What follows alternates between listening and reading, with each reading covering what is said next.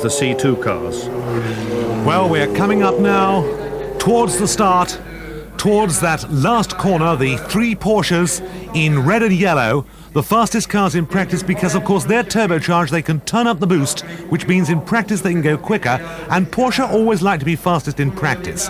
But the important thing is not who's fastest in practice, it's who wins the race. 3 Works Porsches versus 5 Jaguars, and the winner of the 1988 Le Mans is 24 hours ahead of us. As we come up to this last corner, you'll see the pace car pull off to the right up the pit road, and then the race will be on, and it's usually exactly at 4 o'clock. Today, this year it's a bit earlier, it's 3 o'clock because of the French elections.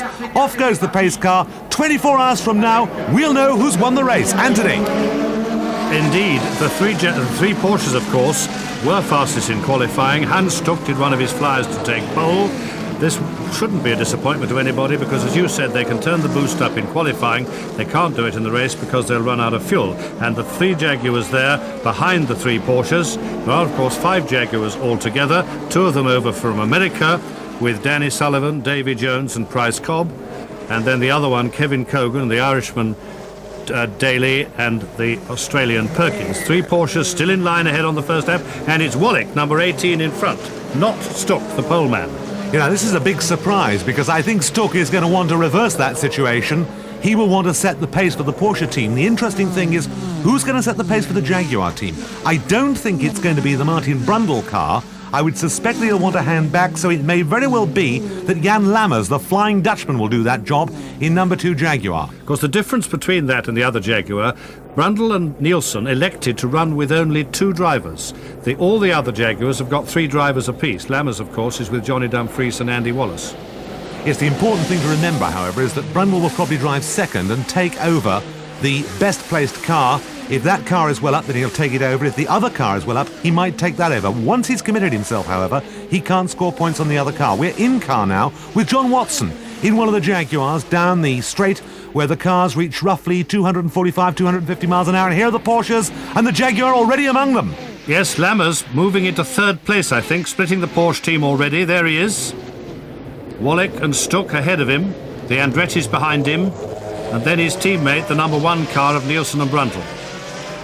Now, it's interesting also to keep an eye out for that other Jaguar there. That's the number 22 car, the comparatively slow car in practice, but they're all up there in the first 10 or so, so obviously nobody's going to lie back too far.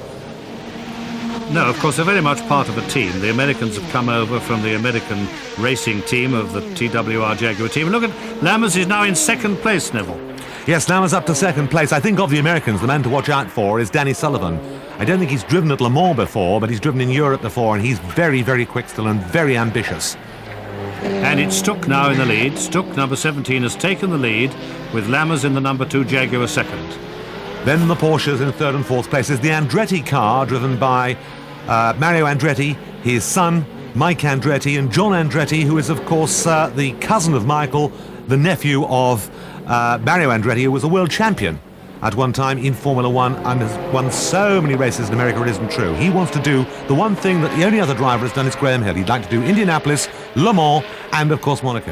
And he's had a long ambition to do Le Mans with his family, with his son originally, and now, of course, he's got the nephew there as well. A dearly held ambition of this great driver from the States, Mario Andretti.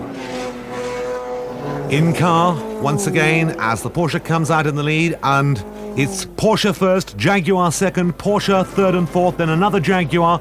The 3 Works Porsches are running with a slightly different type of engine management system. What's that, you might ask? Well, in fact, it's what you and I have, fuel injection, this sort of thing, and the electrics of the engine are all computer controlled, and that's giving them an edge over the privately owned Porsches, because only the Works Porsches have got that, and they reckon it's made up an enormous difference between the cars. The Works Porsches are easy to spot with their bright red and yellow uniform.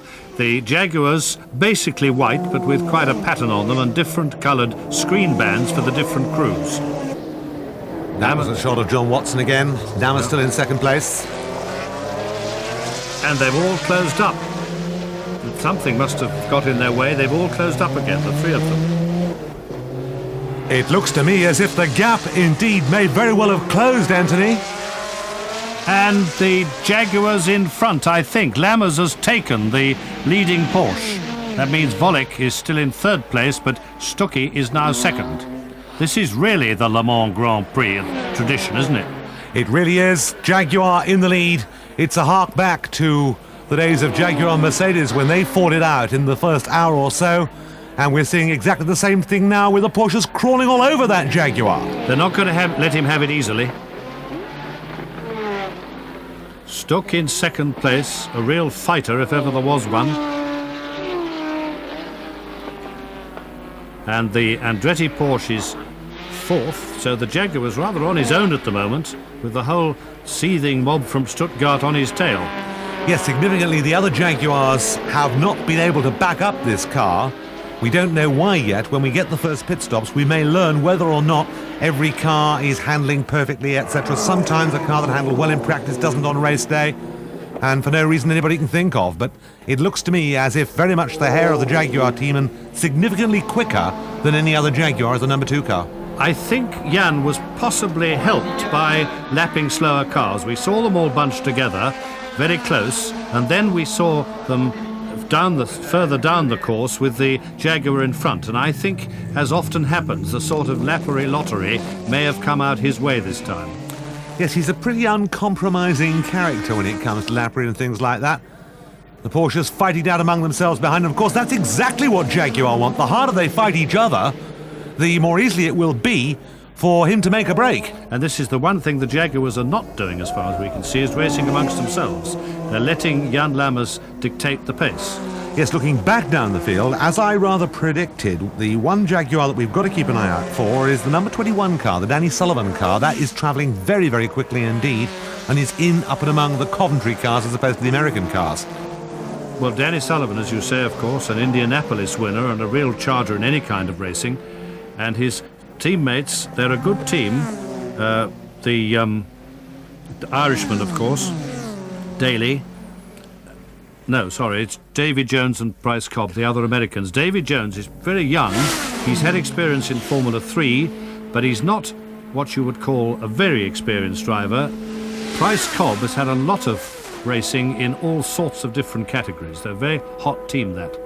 Yes, Davy Jones, the baby of the team, in fact, at 23 years old. And here you see the Porsches charging after the Jaguar down the Mulsanne Straight, 312 kilometres per hour. Would you like to do the arithmetic? I think you'll find it goes higher than that as they get a bit further down the straight. 366 we've got. And that is quick by anybody's standards.